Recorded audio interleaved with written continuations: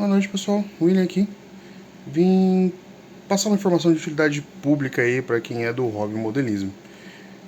Eu tô no hobby aí já há mais ou menos uns 10 anos e sou do tipo de cara que gosta de montar os próprios RCs, né? Inclusive, isso acaba já acarretando, né, muitas dúvidas. E uma das coisas que normalmente o povo me pergunta e até confunde é sobre esses carinhas que são os motores, tá? Aqui são todos os motores para a escala 1/10.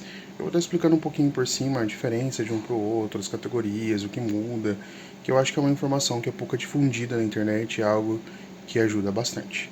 Bom, vamos começar aqui pelas classes, tá? Então, basicamente existem dois tipos, tá? A grosso modo falando. Os escovados, que são esses dois carinhas aqui. O que seria um motor escovado? Tá vendo que ele tem dois polos?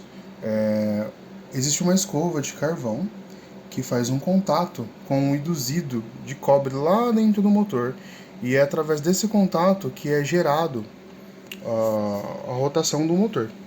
Ao contrário desses carinhas aqui, que são sem escovas, que é o motor brushless. Aqui o que acontece? O ímã fica no centro e o induzido está no corpo do motor. Então aí o que acontece? O motor gira livre, né, sem contato. Então na prática o que acontece?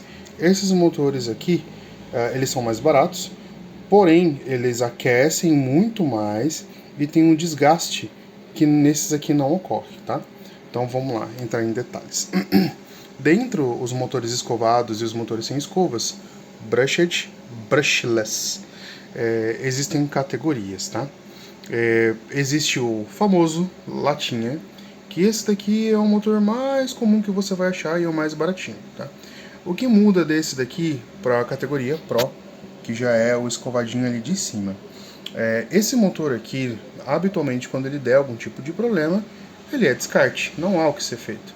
Agora, esses motores Pro, eles além de ter regulagens que esse daqui não tem, todas as peças dele são intercambiáveis. Então, se algum dia estourou o induzido do motor, você consegue, através do site da marca, tá comprando outro. As escovas de carvão são trocáveis, dá para trocar, entendeu? Elas são presas ali por um parafuso e tem uma mola que pressiona ela contra o induzido do motor. Então, o que acontece? Esse motor aqui, ele é bom para aquele RC básico, sei lá, peguei um Tamiya da vida, o negócio é só brincar. Aqui você já está pensando um pouco mais em durabilidade, está pensando no longo prazo. E além disso, esse motor ele tem um ajuste de timing, que é algo que eu vou estar explicando depois. Mas basicamente é como se você tivesse um controle físico do torque e da RPM do motor, você altera ajustando esse timing.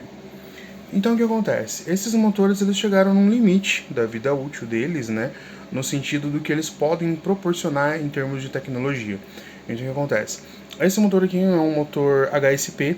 A outra fabricante que faz parecido é a WL Toys, muda algumas coisinhas, mas é um motor ali que normalmente opera na faixa de 20.000 RPMs. Aqui a gente já tem um motor Pro, como eu disse, né? Ele aqui já tem um foco no torque, você consegue ajustar o torque para rotação e a amperagem aumenta e a rotação por consequência. Aqui é um motor aí na faixa dos seus 26, 27.000 RPMs. Todavia eu tenho um Snow Painter, né? Que é um motor na mesma pegada aqui que chega a 31.000 RPMs. Porém é um motor para derreter ESC, ou o conector da bateria. Por ser escovado e ter muito atrito, ele acaba por gerar muito aquecimento. Então aí visando ampliar o desempenho, nasceram aí então os motores brushless, ou os sem escovas. Uma forma fácil de você identificar é justamente o cabeamento. A gente brinca, né, que o brushless é trifásico e o brushed só tem duas fases, mas na verdade não é que são fases, tá? A forma como a disposição da energia e o campo magnético dentro do motor é gerado que é diferente. Aqui basicamente pensa numa roda, num círculo, né? E esse círculo, para ele poder se manter em movimento, são feitos disparos de energia em 3 pontos distintos para fazer ele continuar girando. A grosso modo seria isso. E da mesma forma como os motores escovados, os brushless também têm sua versão profissional, que também tem lá suas diferenças. Bom, o motor brushless, por padrão, a grande maioria, ela tem sua limitação ali na casa dos 50.000 RPMs, tá? Normalmente é o que vem. E assim, você determina o motor que você vai usar pela aplicação, pelo RC que você vai ter. Então vamos lá. Esse motor aqui é um motor de 7.800 kVs. Esses motores são respectivamente um motor de 12 turns e esse daqui é um de 21 turns.